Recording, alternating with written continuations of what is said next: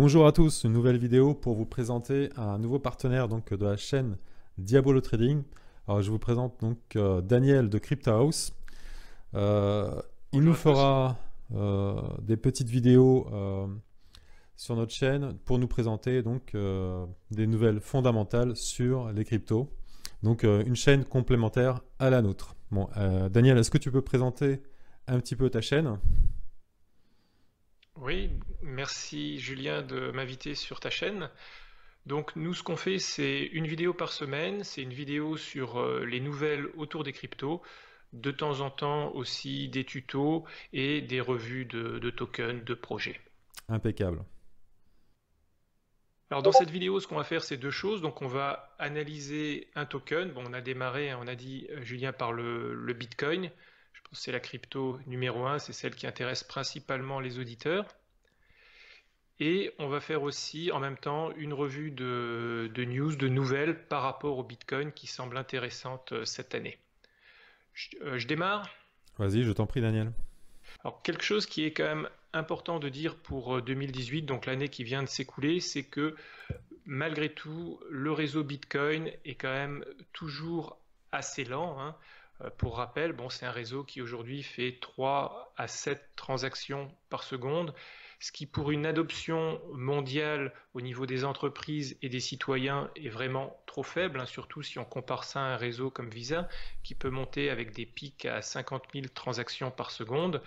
Donc 2018, malgré le Segwit qui a un petit peu amélioré la vitesse de transaction, le réseau est resté quand même à un stade, pour ma part, je pense plutôt expérimental, parce que tant qu'on n'aura pas plus de transactions par seconde, tant qu'aussi les frais de transaction resteront, même si au niveau, aujourd'hui on est quand même à des frais de transaction plus réduits qu'en début d'année 2018, hein. Aujourd'hui, avec un réseau Segwit, on atteint quelques cents par transaction, voire sur les grosses transactions, peut-être 1 euro. Mais bon, ça reste encore élevé, en tout cas si on veut acheter un café. Alors aujourd'hui, le Bitcoin, on le voit, il est plus cantonné à une valeur de stockage, hein. On dit souvent le Bitcoin, c'est l'or digital. Donc tant qu'on n'aura pas d'autres améliorations, le Bitcoin risque de se cantonner un petit peu à ça.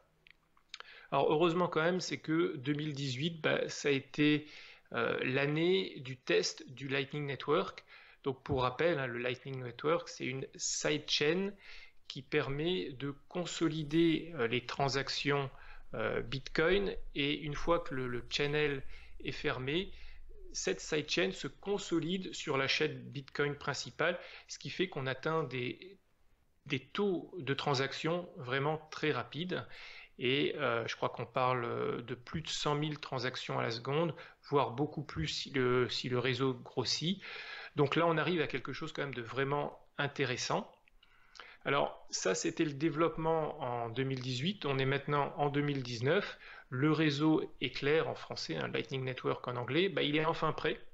Et tous les jours, ce site Twitter actualise avec les nouveaux marchands, les nouvelles nodes qui s'ajoutent au réseau. Et donc maintenant, on arrive à quelque chose pour 2019 qui va vraiment être opérationnel. Les entreprises vont pouvoir l'adopter. On a notamment espoir que des projets comme BAC, hein, du ICE, donc c'est le Intercontinental Stock Exchange, des projets comme les futurs ETF qui arrivent vont utiliser cette fois-ci le Lightning Network pour avoir à la fois donc des transactions très rapides pour pouvoir passer tous ces volumes de transactions qui vont arriver, et aussi surtout avoir des frais de transaction extrêmement faibles, parce que là on parle de 1 cent, 2 cents par transaction, voire pour des très gros montants atteindre les 20 ou 30 cents. D'accord. J'ai une petite question pour toi, Daniel. Est-ce qu'il va y avoir des changements pour les mineurs? Bon, alors il y a deux choses, hein. Il faut séparer la partie mineur proof of work, où là ceux qui valident les blocs, pour eux ça va rien changer. Par contre, pour ceux qui sont dans le Lightning Network, eux, ça va être quelque chose de différent. À chaque fois qu'il va y avoir une transaction de validée sur le réseau, tu vas recevoir 1 à 2 Satoshi. Ok, c'est clair.